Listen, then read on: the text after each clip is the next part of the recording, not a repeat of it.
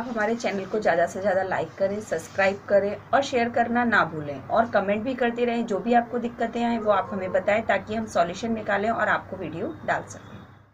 Hello friends, मैं रजनीपाल गुनगुन सिविंग classes में आपका स्वागत करती हूँ। आज मैं आपको बहुत ही अच्छा तरीका बताने वाली हूँ ब्लाउज बनाने का। देखिए, कई लोग जो होते हैं बॉडी मेजरमेंट लेते हैं। बॉडी मेजरमेंट लेने में उनको कोई दिक्कत नहीं आती है। कई लोग होते हैं ब्लाउज के नाप से ब्लाउज बनाते हैं। तो मैं आज आपको जो है ब्लाउज से प्रॉपर नाप लेने का तरीका, प्रॉपर टक्स लगाने का तरीका और बड़े और छोटे नापों में कैसे हमें टक्स में अंतर रखना है उसका तरीका आज मैं आपको बहुत अच्छे से समझाऊंगी। आप मेरे चैनल को अगर नए हैं तो सब्सक्राइब कर लीजिए ताकि आने वाली नोटिफिकेशन आपको मिलती रहे।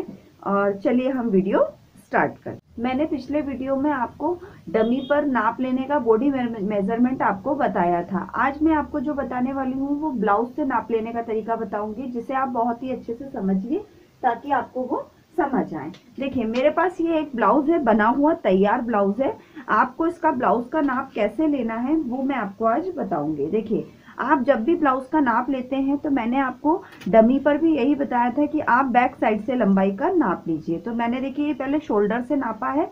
अगर देखिए आप ब्लाउज को ऐसा का ऐसा नाप लेंगे तो इसमें आपको अंतर नहीं लगेगा, लेकिन ये गलत तरीका होगा। लेकिन आपको क्या करना है, शोल्डर पर ब्लाउज का एक इंची टेप का एक हिस्सा पकड़ना है, दूसरे हाथ से ब्लाउज को नीचे तक थोड़ा सा खींचना है। ब्लाउज में जितना स्ट्रेच आएगा वो आपको खींचकर उसका मेन नाप होगा। देखिए, हमारा अभी बिना खींचे 12 आ रहा था और जब हमने खींचकर नाप लिया तो कितना आ रहा है, ये हमारा 13 आ रहा है। क्योंकि ब्लाउज के जो नाप होते हैं वो बिल्कुल फिक्स होते हैं।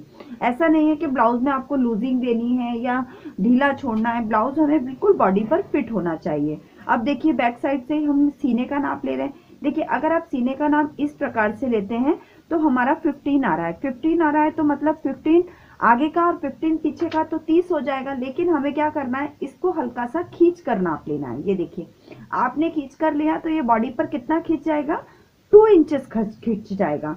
तो हमारा 2 इंच खींचने के बाद ये कितना हो गया, 17 हो गया।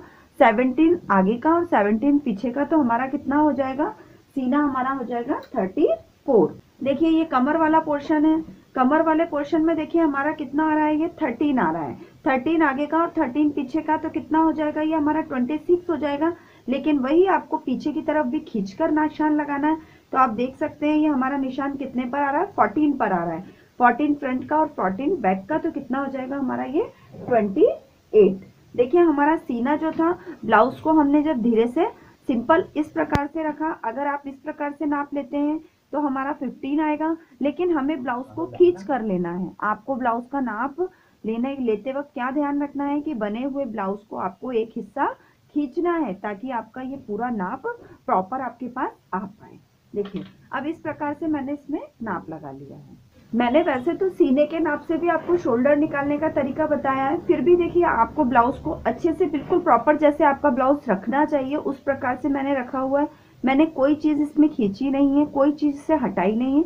आप इसको जो आपका शोल्डर की सिलाई है उस सिलाई से कम 1.5 से 2 इंच नीचे आकर शोल्डर को नापिए। देखिए, इस प्रकार से देखिए हमारा शोल्डर कितना आ रहा है, 9 हमारा शोल्डर आ रहा है।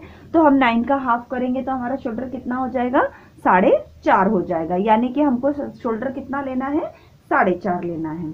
ठीक है, ये 4.5 आ रहा है। कंधी की जो गोलाई हमारी आ रही है वो देखिए हमारी 5.5 पर आ रही है। आप प्रॉपर अच्छे से देख पा रहे होंगे, जो मैंने ये सीधा इंची टेप रखा है और मैं इसका कोना बनाऊंगी तो ये कोना हमारा कितने पर जा रहा है, 5.5 पर। यानी कि जो हमारा शोल्डर है, शोल्डर हमने 4.5 इतना कम क्यों लिया है, क्योंकि आप ब्लाउज देखिए कितना डीप गले में है और जितना डीप गले में ब्लाउज होता है शोल्डर उतना ही कम लेना पड़ता है। और कम शोल्डर में क्या होता है, कभी भी कंधा गिरने की शिकायत नहीं आती है। अगर कंधा गिरने की शिकायत आती है तो आप उसे शोल्डर की आपकी दिक्कत होगी, वो मैं आपको आगे वीडियो में बताती रहूंगी। देखिए, जब आपने शोल्डर यहाँ पर 4.5 लिया, अगर आप उसी हिसाब से कंधी की गोलाई भी 4.5 उतारते तो वो ब्लाउज में आपको फंसने लग जाती। ब्लाउज में फंसने लगेगी, इसीलिए आपको ब्लाउज में शोल्डर आपको कितना रखना है, 1 इंच बढ़ाकर रखना है। कंधी की गोलाई कितने पर रखनी है, 1 इंच बढ़ाकर रखनी है। आर्म होल के हिसाब से रखनी है। तो हमने कितने रख ली है, 5.5 रख ली है। तो हमारी गोलाई ये बिल्कुल भी नहीं फंसेगी। आस्तीन का मेजरमेंट जैसे आपने नॉर्मल आस्तीन का लेते हैं उसी प्रकार से देखिए शोल्डर की सिलाई से लगाइए। 3 इंच हमारी आस्तीन की लंबाई आ रही है। गोलाई को प्रॉपर खींच कर रखिए। देखिए कितनी आ रही है, ये हमारी 5.5 आ रही है, तो आप 5.5 लीजिए। पीछे का जो गला है शोल्डर की सिलाई से जहां तक आपका तैयार गला आ रहा है वहां तक रखिए। देखिए तैयार गला हमारा 10 आ रहा है और आगे का जो गला है हमारा थोड़ा सा छोटा है, तो ये गला हमारा आ रहा है 5.5। देखिए जो नाप हमने अभी लगाया है 13 इंच का, और सीना 34 है और कमर हमारी 2.5 है। नॉर्मल ब्लाउज तो देखिए आपने उसी हिसाब से मैंने निशान लगाया जैसे मैं और ब्लाउजों का निशान बताती हूँ, पर जो ये ब्लाउज का जो फ्रंट का निशान है आपको सल लगाने का तरीका है वो आपको मैं आज इस प्रकार से बताऊंगी। देखिए आगे से जो हमारा खुला भाग है वहां से हमको कितने इंच पर लेते हैं, हम 3.5 इंच पर लेते हैं। छोटे नापों में हम 3.5 इंच पर लेते हैं, और सल की जो लंबाई हम लगाते हैं वो कितने इंच तक लगाते हैं, 2.5 इंच पर लगाते हैं। फिर आपको ये आप पहला सल आपने लगा दिया, आपने आगे की तरफ से 3.5 इंच की दूरी रखी और सल की लंबाई जो है हमने 2.5 इंच की रखी। आप थोड़ा सा मेजरमेंट लगते वक्त ध्यान भी रखिए कि हमारा बॉडी का माप है कैसा, उस हिसाब से आप उसे निशान लगाइए। अब उसके बाद में देखिए ये हमारा 1.5 इंच का सल हम यहाँ पर लगाएंगे, 1.5 इंच का। इससे इस पॉइंट से इस पॉइंट की दूरी हम कितनी रखेंगे, 1.5 इंच रखेंगे, और इस निशान को सीधा ना मिलाते हुए हल्का सा 1.5 इंच की तिरछी निशान पर इसे मिलाइए। फिर एक निशान हमें कंधी की तरफ लगाना है, तो देखिए हमने 1.5 इंच का ये निशान लगाया और इसे भी हम कंधी के ऊपर मिला देंगे। फिर उसके बाद में ये 1.5 इंच का निशान हमने ये यहाँ पे मिलाया सामने की तरफ, और इसे भी हम सीधा ना लेते हुए हल्का सा तिरछा निशान लगाएंगे। इस प्रकार से आप चारों पॉइंटों को देख सकते हैं। ये मैंने चारों पॉइंटों के निशान लगा दिए हैं। आप जब इन्हें डॉट डॉट से मिलाएंगे तो एक गोल शेप निशान आना चाहिए, तो इससे पता चलेगा कि आपके ये सारे निशान सही है। ये देख सकते हैं, ये देखिए आपको जो नीचे वाला सल देना है, आपको जो वो नीचे वाला सल देना है वो पूरा सल 1.5 इंच की होना चाहिए। ये देखिए 1.5 इंच का, ये देखिए मैंने आधा इधर निकाला आधा इधर निकाला, और ये पूरा सल हमारा कितने का है, 1.5 इंच का है। हम इसे इस निशान से इस प्रकार मिला देंगे, ताकि क्या हो जाएगा, हमारा गोलाई में ये फिट हो जाएगा। गला हम आगे का 6 इंच पर लगाएंगे और ये गोलाई इस प्रकार से मिला देंगे। देखिए आप देख सकते हैं सल मैंने बिल्कुल व्यवस्थित लगाए हैं, आपको समझ में आया होगा। अब देखिए जब आप बड़ा नाप लेते हैं, जैसे मानिए आप 44 नाप लिया, आपने सीने का 40 नाप लिया, तो आप जब सीने का 40 और 44 के हिसाब से करेंगे तो आपको हमेशा क्या करना है, सल को पीछे की तरफ बढ़ाना है।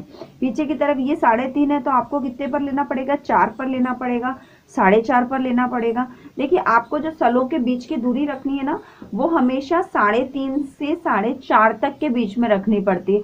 वो आपको मैं डिस्क्रिप्शन में एक चार्ट में दे दूंगी, ताकि आपको वो समझ में आ जाएगा कि सल के अंतर का, सल की जो बीच का अंतर है वो कितना रहता है, किस नाप के हिसाब से कितना आपको सल कहाँ पे लेना है, वो मैं आपको पूरा बता दूंगी। तो आप इन चीजों का ध्यान रखिए। कभी कभी क्या होता है, सल लगा लेते हैं और उसके बाद पता चलता है कि सल बहुत ही पास में आ गया, बहुत ही दूर हो गया, उससे आपकी ये दिक्कत बिल्कुल ही दूर हो जाएगी। फिर सिंपल आप ब्लाउज के आस्तीन का निशान लगा लीजिए। देखिए ये जो ब्लाउज की मैंने कटिंग आपको बताई है, बिल्कुल प्रोफेशनल तरीके से नाप लेने का तरीका मैंने आपको बताया है। इससे आपका ब्लाउज कभी भी बिगड़ेगा नहीं और आपको अच्छे से समझ में आएगा। और जो भी दिक्कत आपको आती है आप मुझे कमेंट करके बताइए, मैं आपको उसको दूर करने की पूरी कोशिश करूंगी। अब इसे आप काट कर दोनों पीसेस को अलग कर लीजिए। देखिए ये मैंने पीसेस काट कर अलग कर लिए हैं। ये देखिए ये बैक साइड वाला पोर्शन है हमारा, ये फ्रंट साइड वाला पोर्शन है, ये सल के निशान है, और ये हमारा नीचे का बेल्ट है। आप आस्तीन भी काट करके अलग कर लीजिए। और सिलते वक्त आप ध्यान रखिए कि ये वाला जो सल है हमको वो 1.5 इंच पर लगाना है, उसकी चौड़ाई हमको 1.5 इंच पर रखनी है। और ये वाले सारे जो सल है वो आधा इंच की दूरी पर लगाइए। अगर आप ये सल ज्यादा भर देंगे, ज्यादा चौड़े कर देंगे, तो आपका क्या होगा, ये वाली लेंथ आपकी छोटी हो जाएगी। तो इसलिए ये वाले जो सल है तीनों आप आधा इंच पर लगाइए, और ये वाला सल आप 1.5 इंच पर लगाइए।